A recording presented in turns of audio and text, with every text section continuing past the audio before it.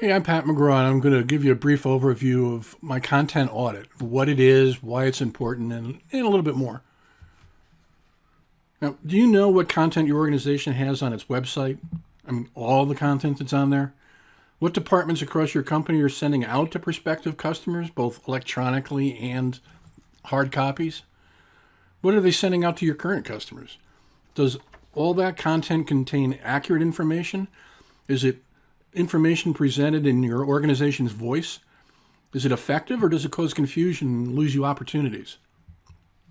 Well, a content audit is a qualitative view of your content. While data such as analytics can be very useful in evaluating quality, there are also the more traditional editorial measures, such as assessing against brand guidelines, style guides, voice, and tone. Now, why should you perform a content audit? Well, there's several reasons, including knowing what content's out there for your audience to find. You want to know if each piece on its own meets current standards for brand, tone, and manner, and you want to know how each piece of content works together in your content marketing strategy across your personas and their various stages in their decision-making process. Additionally, you might want to understand content performance, such as impressions, conversions, and other metrics. First step in the content audit is called the content inventory. The content inventory is a process and the result of cataloging the entire contents of the website and off-site content as well. Now, there are two approaches to content inventory. For small sites and budgets, a manual process of entering the URLs for offline content and then making a manual list for your offline content, such as print advertising or out of home or direct mail, whatever the case might be, is the best approach.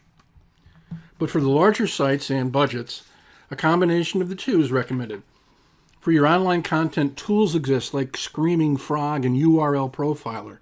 And these are tools that will crawl your site and once finished provide you with a CSV file that you can open in Microsoft Excel or Google Docs, and it's a complete inventory of your content on your site. Now, for those of you using content management systems like WordPress, there are plugins that can help with the process. For example, WordPress Content Audit Plugin, aptly named.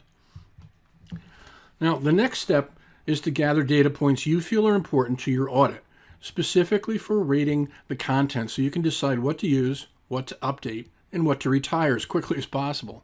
Now, here's a list of some potential SEO data points, and good news, many of these are automatically generated by Screaming Frog, so the work is already done for you. As for content marketing data points, here are some examples that you need to consider.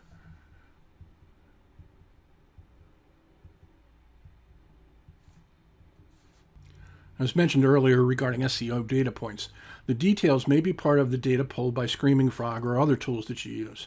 However, you might also face data points that will require you to dig deeper. For example, page visit, bounce rate, and average time on page may require you to turn to Google Analytics reports.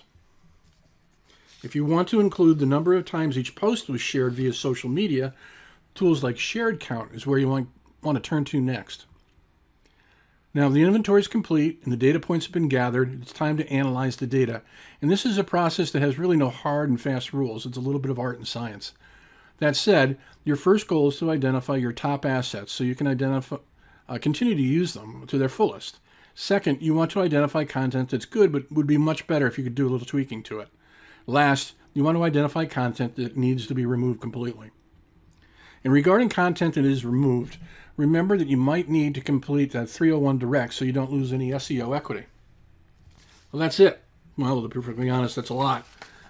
Especially if you have a large site and budget, which is why you should also use your first content audit to create a process that will make future audits faster, easier, and perhaps even more accurate and actionable. Well, there's a lot in here, so if you've got any questions, don't hesitate to reach out and contact me. Happy to answer them. You can reach me at 443-692-8338 or visit my site for additional information.